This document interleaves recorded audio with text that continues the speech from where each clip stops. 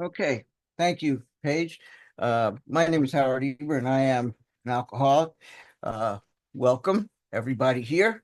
Um, if you don't have the copy of the workbook printed out, I put links in the chat. All you have to do is click on it and print. Well, it's 50 some odd pages, but we're certainly not going to get through all of those today.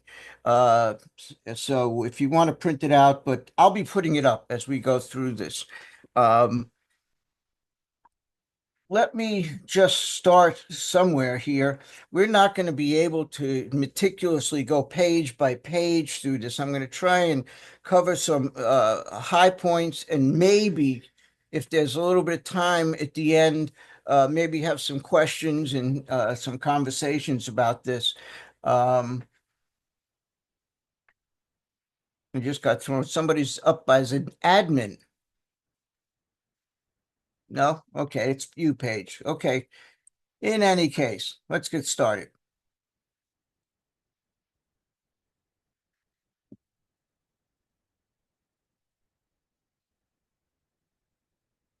This is the window of opportunity. If you're not familiar with what this is about, window opportunity is a window of opportunity is a method of taking critical newcomers through the steps according to the big book, not an improvised, made up fashion, right out of the big book in 2 days. And I'll explain that a little bit more deeply in a moment. Let's get to the actual workshop. Let me put it up here for you.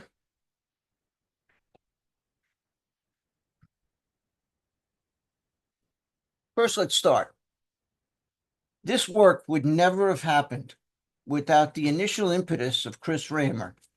Chris and I were talking about this. He said he didn't have the time to sit down and do the necessary writing and preparation.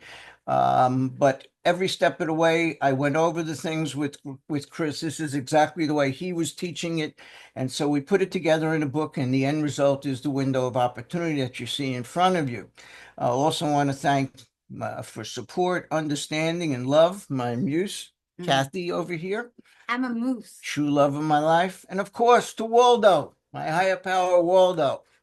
Um, if you're a doctor, no, I'm going to skip that. I want to just get to what this is about. When a newcomer enters our 12-step community, whether from a treatment center, detox, off the street, he passes through this window of opportunity, a time when they're most teachable. And how long do they stay in that state? In other words, how much time does it take a newcomer to realize that the pain they're experiencing in recovery is worse than the pain that they remember from using? How much time do we have to alleviate that pain? A year? I don't think so. A month? Sometimes we don't. Do we have a week? For many, myself, that would be pushing it. So what if we only had today? What if we assume the newcomer we're working with is going to relapse tomorrow in 48 hours? And in many cases, that's exactly what's going to happen.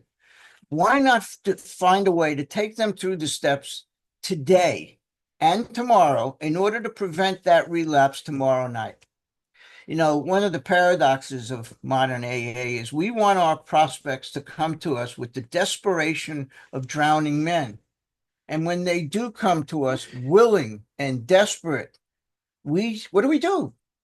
We sit down and we take 6 to 10 months to get them through the recovery portion of the book, the first 164 pages. Most people be dead and buried a dozen times at that point. Is it any wonder that AW World Services puts our success rate at less than 3%, according to 75%, which is what the big book said they had, the second edition forward. And according to Clarence Snyder, they were 93% in early days in Cleveland.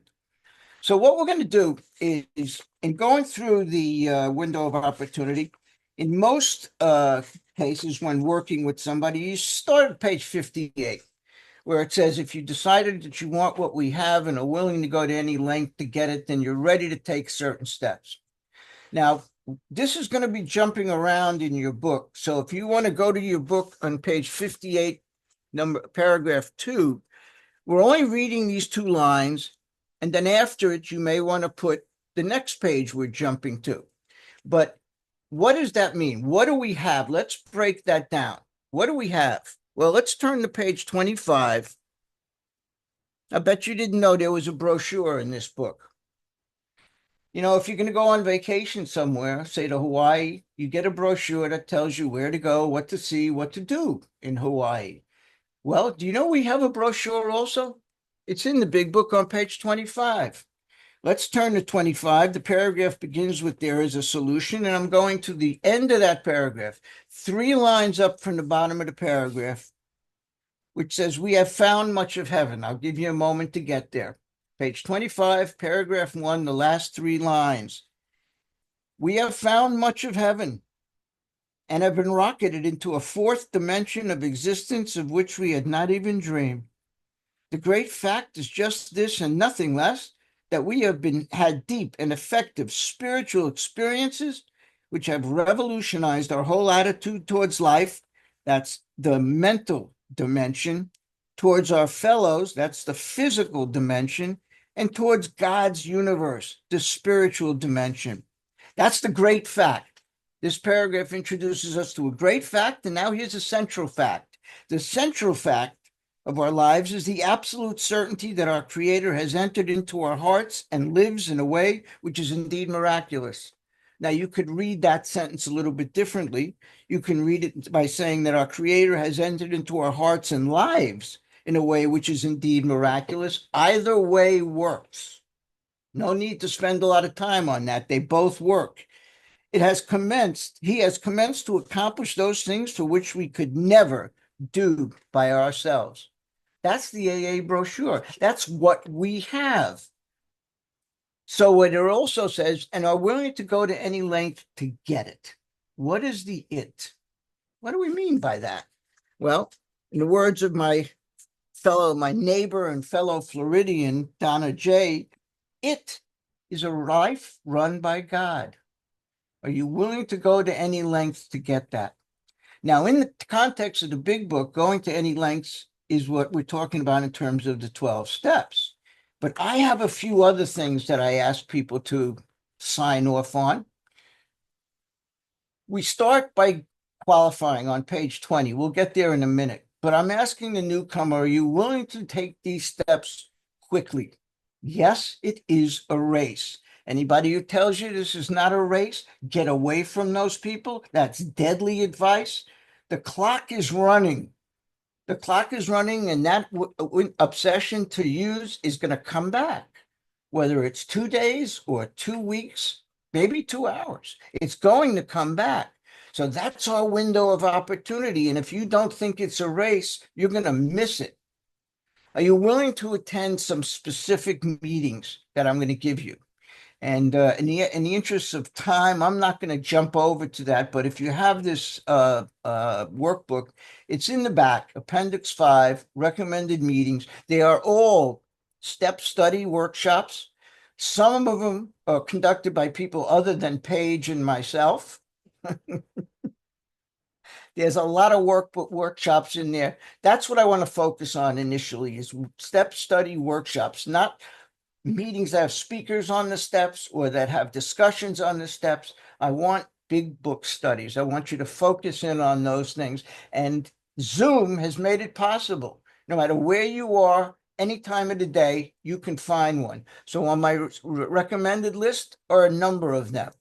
Are you willing to be completely honest? I'm sorry, you're willing to focus just on the big book until we get through this? I mean, put aside your 12 and 12. Put aside comes of age. Put aside, maybe throw out living sober. It wouldn't be the worst thing to do, but get rid of it fast.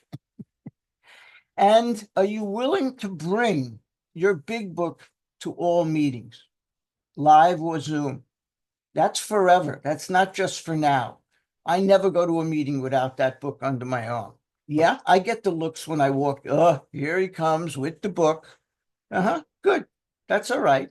I'd rather have that reputation than some other reputations, but always have that book with you. You never know when you're going to need it. And I don't mean as a doorstop or as a coaster for your coffee cup. I mean as a point of reference during the meeting. Next, are you willing to be honest with me? I'm talking about sex. I'm talking about checks. I'm talking about medication. I am not going to tell you what to do about your medication. I just need to know what I'm dealing with. I'm not going to interfere with your medication. I'm not a doctor. I won't give medical advice, but I'd like to know what medications you're taking. That's all. Are you willing to take a service commitment now? And by that, I mean any meeting that you go to from this point on in the next few days, take a commitment, even if it's going on Zoom, up to the chairperson, the host, and saying, hey, you got something for me to read? Something that I could do. Ask them, they'll find something. And if it's a live meeting, if they say they don't have anything, then tell them, good, I'm going to be your door greeter, because they never have enough door greeters. And in a lot of meetings, they don't have any of them. It's the best position to have in a meeting. It's the best service position. You meet everybody and everybody meets you and you introduce them to everybody. It's the best.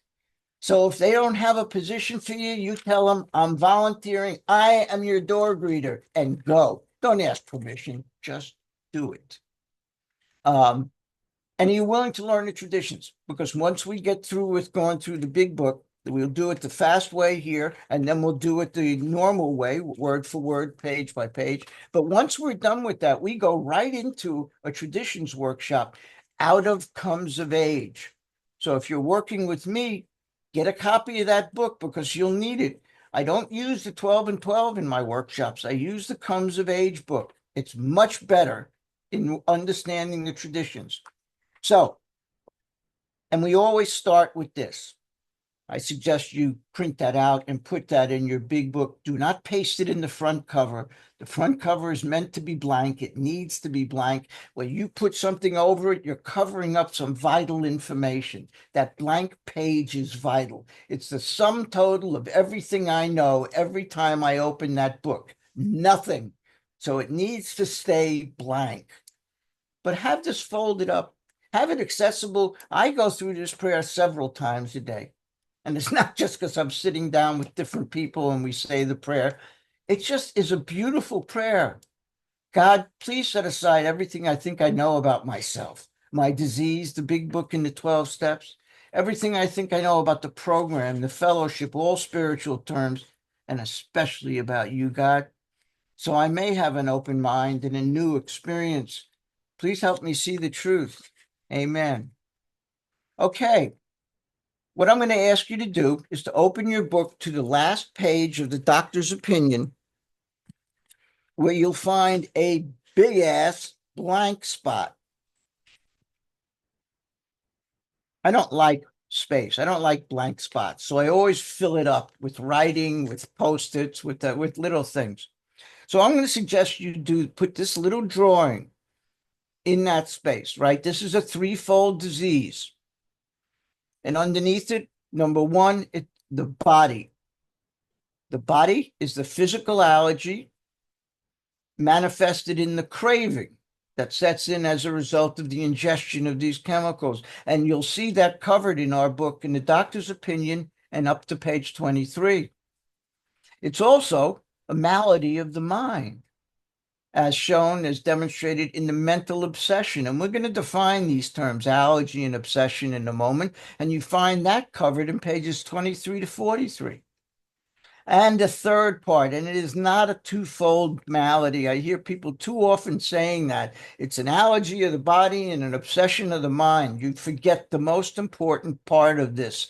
It is a spiritual malady that during periods of forced abstinence, we're restless and irritable and discontented. And for me, that was an understatement.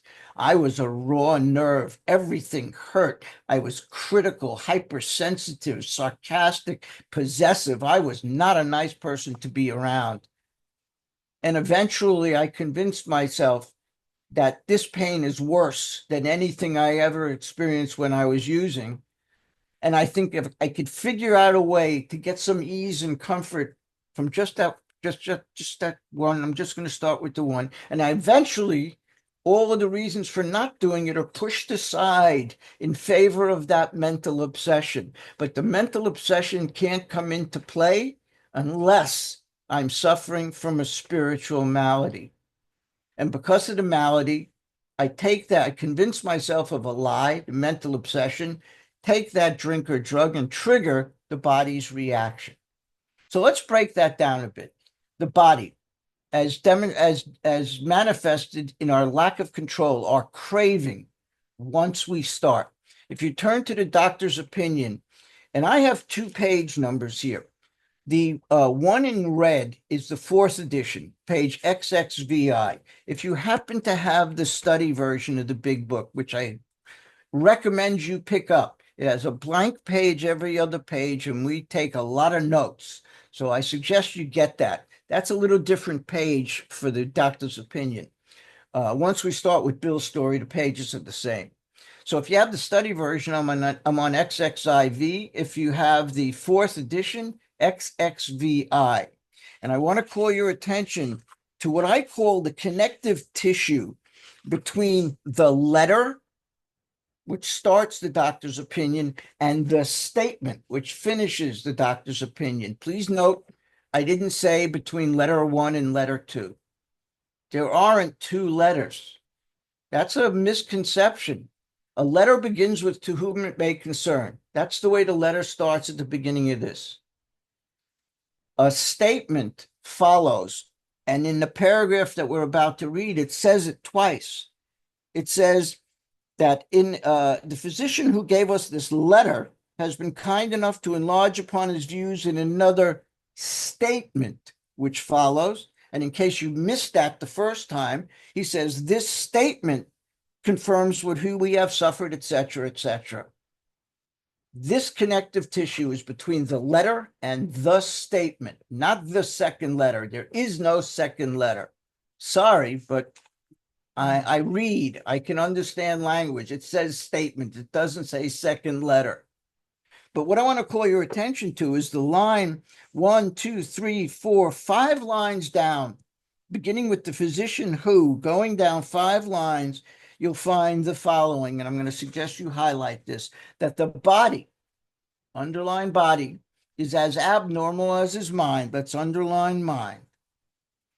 And we're going to jump down to the bottom of that paragraph where it says, we are sure that our bodies were sickened as well. In our belief, any picture of the alcoholic which leaves out the physical factor is incomplete. Incomplete. Going to the very next line that begins with the doctor's theory, I'm not interested in the whole sentence. I just want to call your attention to the 6 words at the end of the first line. We have an allergy to alcohol. Please highlight that and underline that. We have an allergy to alcohol. What the hell is an allergy? Now, if you're like me, I thought that was the biggest crock of shit I ever heard in my life. How could I be allergic to something I consume in such enormous quantities? I am allergic to ragweed and pollen and hay fever and cat dander. And if I'm exposed to just the slightest bit, I have an immediate physiological reaction. My body reacts. I sneeze, I sniffle, I tear, I wheeze. If you're allergic to strawberries and eat one, you immediately break out in hives. A friend of mine is allergic to, you're never going to believe this, chipmunks. I know who does. And if he's exposed to a chipmunk, he breaks out in hives all over his body. Hey, I didn't believe it either when he told me it, but I believe him now. So he's exposed to a chipmunk and his body immediately reacts by breaking out in hives. The body has a reaction. Now, I never had any of those reactions from alcohol and drugs. So how could I be allergic? I never broke out in hives. I never sneezed, sniffled, wheezed, teared. I might have thrown up a few times from some of the drugs I was taking, but that wasn't an allergic reaction. So what is an allergy? Well, you may want to write this down. An allergy is defined as a body's abnormal reaction to any food, substance, or chemical. Abnormal. That's the key word in that. Normal people have a few drinks, a few lines, a few hits on whatever's going around, and you offer them more. And at some point, they're going to say, no, no, no, no, no, thank you. Either they're going to say, I'm going to get sick if I do much more, or I got to drive, so I got to take it easy. Or they start saying some very strange things, words I don't understand, like, I've had enough. I don't need any more. I'm right where I want to be. That's the funniest thing I ever heard. I always drank and drug with the expectation of arriving right where I want to be. But that promised land was always one or two hits or lines away from where I was. It was always one more. It was always another one and another and another. And that reaction, that abnormal reaction, is my allergic reaction to the ingestion of those chemicals. It is an abnormal reaction because the normal, typical reaction, average reaction is to at some point say no. Never been able to do that. So I have an allergy. Let's take a look at the doctor's opinion XX on fourth edition XXVIII, which is 2 pages away from where we are.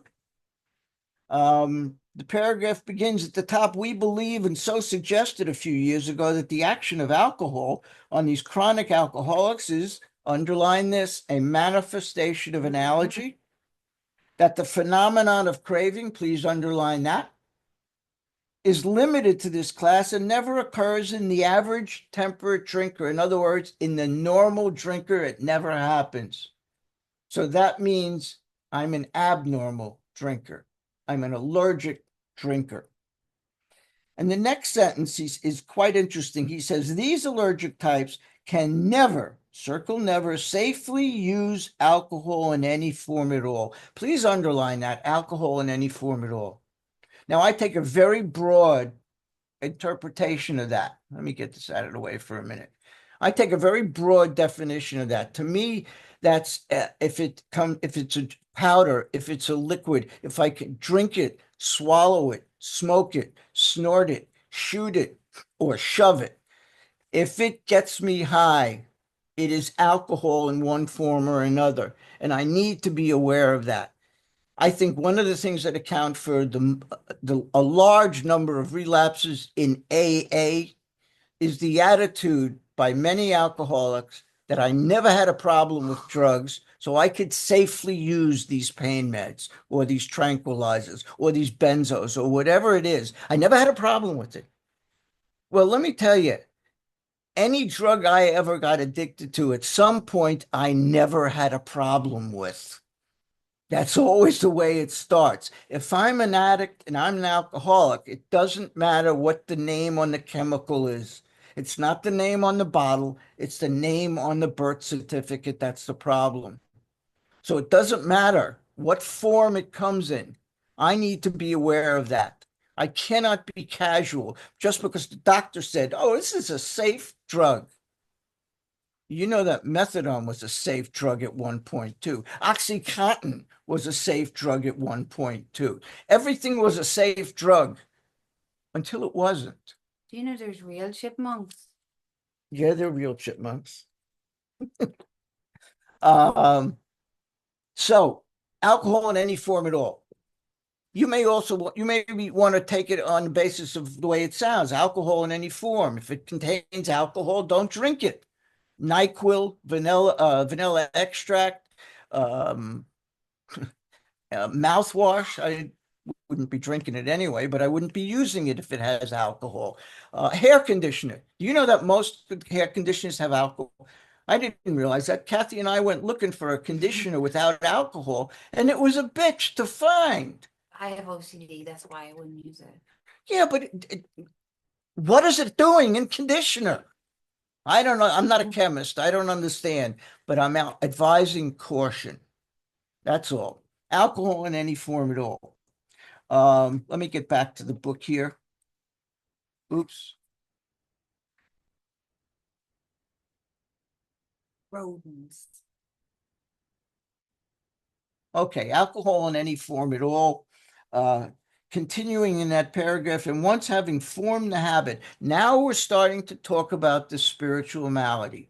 Once we form the habit and found we cannot break it, once having lost their confidence, please underline lost their confidence, and reliance upon things human, please underline reliance upon things human. In other words, we are beyond human aid. We're beyond human aid. I'm glad you're all seated because I think this may rock some people, but fellowship is human aid. Reliance upon meetings alone is human aid. And if human aid is insufficient, meetings alone are going to be insufficient, inadequate, higher powers. Don't mean to ruin it for too many people, but that's a fact. Okay. Upon things human, their problems pile up on them and become astonishingly difficult to solve. They become unmanageable. And we've already defined alcohol in any form at all. So now let's talk about the mind. That brings us to the mental component of the malady, the obsession. Let's define that. What is an obsession? An obsession is defined as a thought which overcomes all thoughts to the contrary.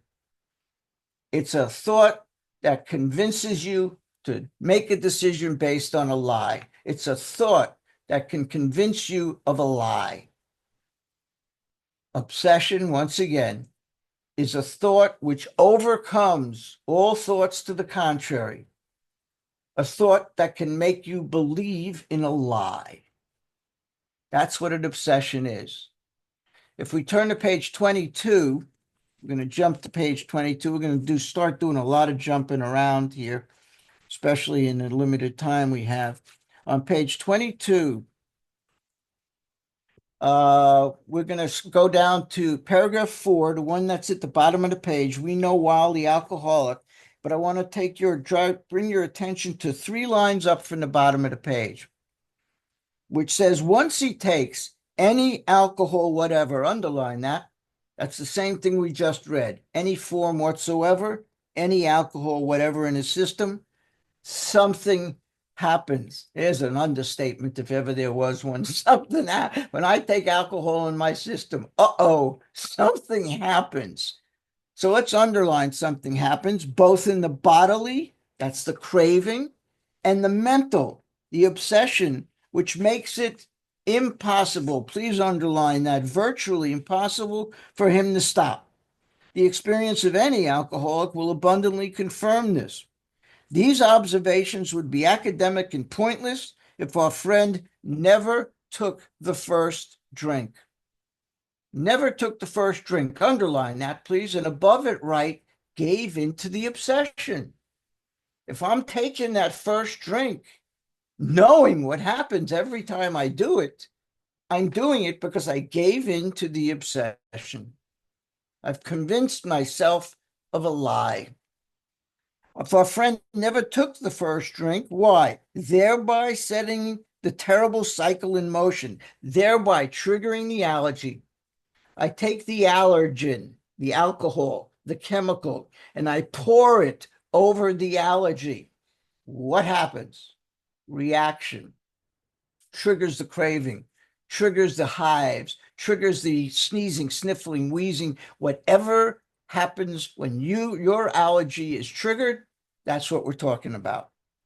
So we're talking about the physical allergy connected with alcohol, which is craving. And he says, therefore, please underline this sentence. The main problem of the alcoholic centers in his mind rather than his body. We can do nothing to treat the body's reaction to alcohol. If you're allergic to it, you'll be allergic forever. So the only part of our condition, of our malady that we can treat is the mental part of it, to try and convince ourselves that we are sane and we never make a decision based on a lie. The second step says to restore us to sanity, which means the ability to see the truth in all matters. So we treat the mental component of our disease and in his body. What I'm going to ask that you do is on the bottom of page 24, if you can, or 25. If you have the study version, maybe you'll have room in the blank page opposite where we're reading, but opposite 24 or 25, I'm going to suggest you put this box in, that we've lost the power to choose to stop once we start because of the allergy. We've lost the power to choose not to start because of the obsession. Just take a screenshot if you like. Or if you have the book, that's all you need. The obsession makes us drink. The allergy makes us drunk. As Dr. Silkworth said, the obsession condemns us to drink and the allergy condemns us to die. Gotta love Dr. Silkworth. He was just so direct and to the point. The obsession is going to make you drink, but it's the allergy that's going to kill you. Simple. Okay, moving on. Let's talk about the spiritual malady. If we're going to do that, we have to hit the brakes, go all the way back to the doctor's opinion for a moment. So in the fourth edition, we're in XXVIII. Actually, same page we just were on a moment ago. But I want to point out, draw your attention to the last two lines on this page. We are restless, irritable, and discontented unless we can again experience this sense, it's not even real. It's a sense of ease and comfort. It's a sense of ease and comfort because it's chemically induced. It's not real ease and it's not real comfort. It's a sense of ease and comfort that comes at once by taking a few drinks.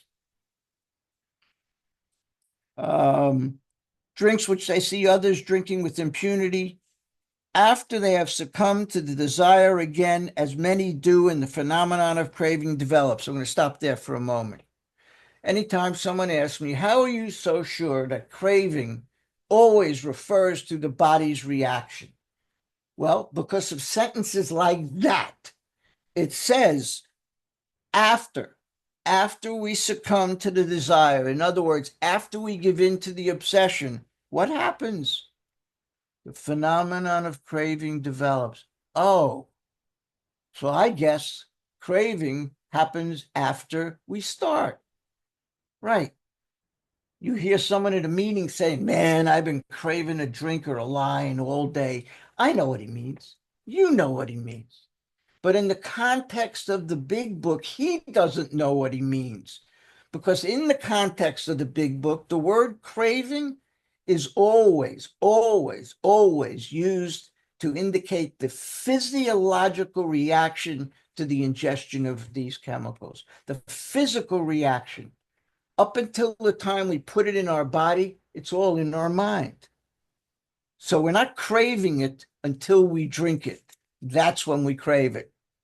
And continuing on that paragraph, going down a few lines, I'll finish the sentence. And they pass through well-known stages of a spree, emerging remorseful with a firm determination not to drink. Again, this is repeated over and over. What exactly is repeated over and over? Well, here's the answer. Periods of unbearable drunkenness, followed by periods of unbearable sobriety, followed by periods of unbearable drunkenness, followed by periods of unbearable sobriety. I guess you get the point. Over and over and over again. Now, if we jump from where we are to page 51, we now know what the spiritual malady looks like. We're restless, we're irritable. What does it feel like? What are the experiences of somebody suffering from a spiritual malady? If you turn to page 51, 3 lines down from the top, Bill says, leaving aside the drink question. So that means we are done with alcohol. We finished drinking. Where we are on page 51 is at that point. We're in We Agnostics. We have already taken, we're about to take step 1 and 2. But the point is, we're leaving aside the alcohol. We're done drinking, and we're looking at our life and asking, why does it suck so much? What does your life look like without the alcohol and the drugs? Well, I'll bet you're having trouble with personal relationships, huh? I bet you can't control your emotional nature. You're up, you're down, you're happy, you're sad, you're angry. You're prey to misery and depression. Getting out of bed in the morning is a pain in the ass. And it's a lot easier to just pull a cover over my head and make the day go away. We couldn't make a living. It doesn't mean I don't have a job. It means I can't hold on to money. It goes through my fingers like water. I had a feeling of uselessness. I was full of fear. We were unhappy, and I couldn't seem to be of real help to other people. Those are the maladies. And on this page, I've divided it into the 3 dimensions which are affected.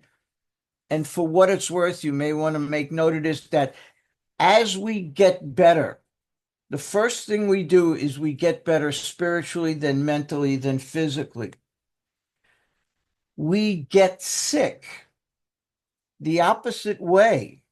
The first thing that goes in terms of I've had a spiritual awakening, I'm doing okay. All of a sudden, I'm starting to have trouble with my friends and relatives, trouble with personal relationships. I start to come apart in the physical dimension. And then I start to unwind mentally. All of a sudden, I can't control my emotional nature. I'm getting depressed. I'm miserable. I feel useless. And then I start to question who's got the power. Maybe it'll be different this time. Maybe I can get away with that 1 or 2. Why? Because I'm filled with fear and I'm unhappy and I can't help anybody else. I have completely unwound. I get right spiritually, mentally, then physically, and I get sick physically, mentally, then spiritually.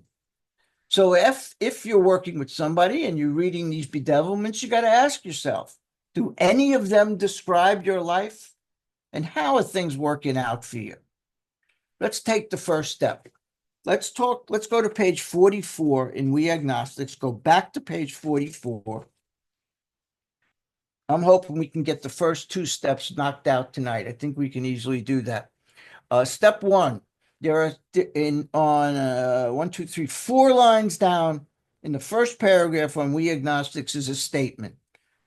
We're going to turn it into a question. If when you honestly want to, you have little. If when you honestly want to, you find you cannot quit entirely, that's because of the obsession, or circle or when drinking you have little control, that's because of the allergy, you're probably alcoholic. So let's turn those into questions. Write them in the blank page opposite that if you have the study edition, or on the top of the page we're on. Question 1, have you been able to quit entirely on your own resources? If your answer to that is yes, have a nice life. Goodbye. We don't need to go any further. If you've been able to quit entirely on your own, what are you doing this shit for? Language. Okay. Second question, do you have any control over the amount you take once you start? That's simple. Those are the 2 qualifiers. Now, before we take the step, we have to go back to the direction. Let's jump back to page 30. Page 30, second paragraph begins with a statement. We've learned we had to fully concede. Notice it doesn't say surrender. Fully concede. I'm sure you're all aware of this, but the word surrender doesn't appear anywhere in the first 164 pages, not once. You'd think by how often it comes up at meetings that it's on every page 2 or 3 times. Not one time. Bill chooses this word, concede, concession. And there's a difference. Concession is absolute, total, unconditional surrender. Absolute, total, unconditional surrender. The air is out of the balloon. The sail is down and ripped. There's no more air. Complete deflation of ego. So If the statement is we had to concede to our innermost self, the question, and I'm going to ask this of everybody here, we got 49 people. Let me ask you, have you conceded to your innermost self that you're alcoholic? Yes. Congratulations. You just took the first step and it's time to move on. And there is a solution. Page 17, Bill starts out by praising the fellowship. I'm going to ask that you underline certain words. They're all in the first paragraph. About halfway down, he starts to use these words. He says, but there exists among us, you see that? Underline the word fellowship. Underline the word friendliness. Underline understanding and indescribably wonderful.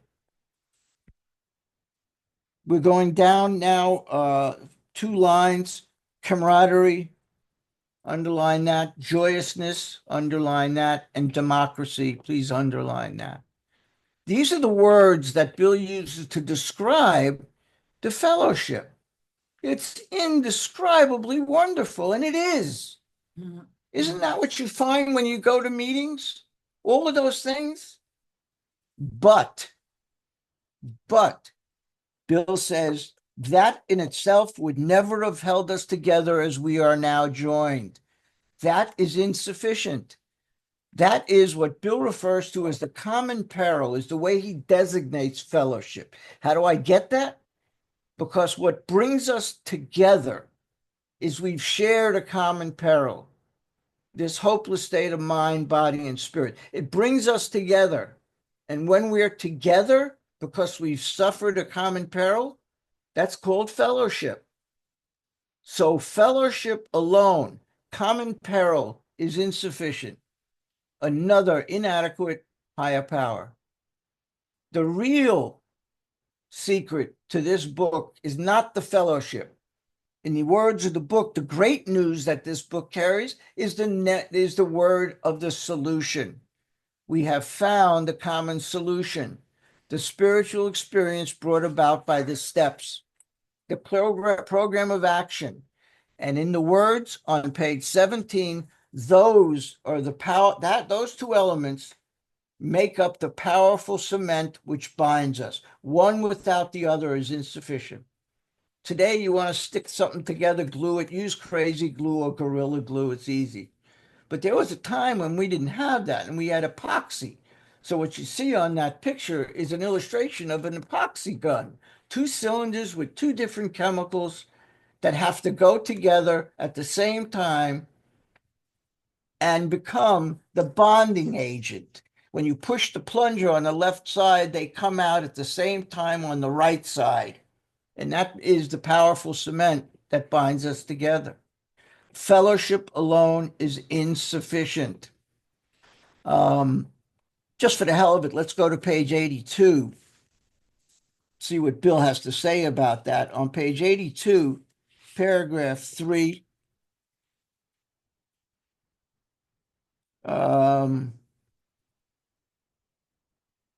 Where is it? About the middle of the paragraph, 82.3. Oh, I'm on the wrong page. I'm sorry. 82.3. Sorry.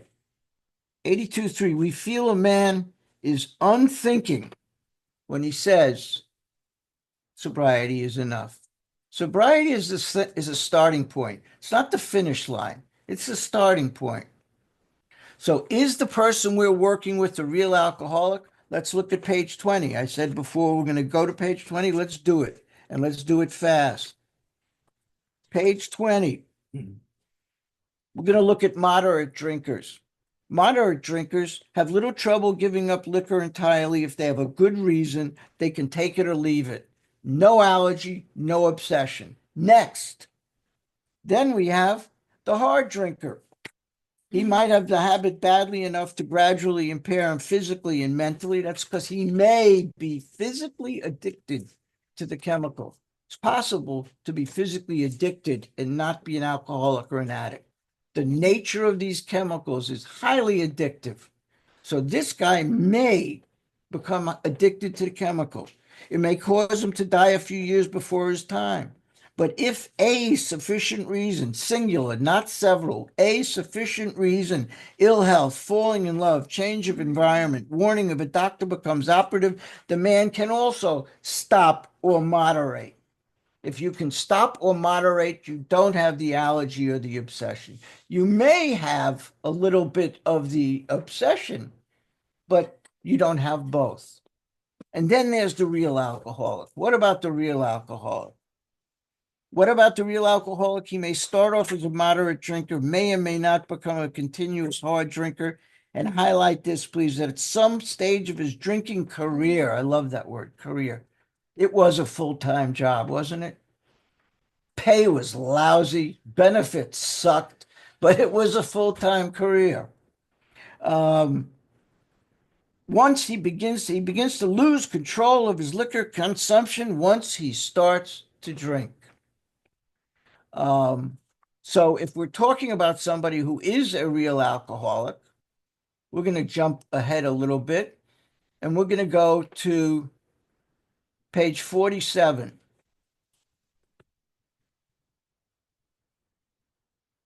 And we're not really missing anything by jumping ahead here. Page 47, paragraph 2. We needed to ask ourselves but one short question. One question. The Hazleton Guide has 100 questions for the second step. I don't mean to bash it, but the NA Step Working Guide has, you ready for this? 78 questions. If you weren't confused when you started, you sure as hell will be when you finish. 78 questions. We have one, just one. And that is, do I now believe or am I willing to believe that there's a power greater than myself? Simple question. And if you've been through this a few times, you may want to use Mark Houston's second step, which is, do you now believe or are you willing to believe that there is a power greater than yourself? I'm at the bottom of this page. That there is a power greater than yourself that can take you beyond where you are now in every area of your life. Past here, past the experience you've already had. Do you believe there are realms of peace, love, freedom, happiness, and understanding, areas of consciousness, wisdom, and power that you cannot even imagine? That's the elevated step 2. So I'm going to ask everybody to answer that question. We have 46 people. We lost 3 people after the first step. That's not bad percentage-wise. I'll go with that. By the 4th step, we usually lose a lot more than that. But here's a simple question. Do you believe or are you willing to believe that there is a power greater than yourself? Yes? Congratulations, you're done with the second step. And that's where we're going to stop. I don't want to start the 3rd step without the 4th step behind it. We're going to run real fast next week through 3, 4, 5, 6, and 7. Really fast. Fasten your seatbelts. It's going to be a fast ride next week. Thank you for having me. We'll open it up if you have some questions or thoughts.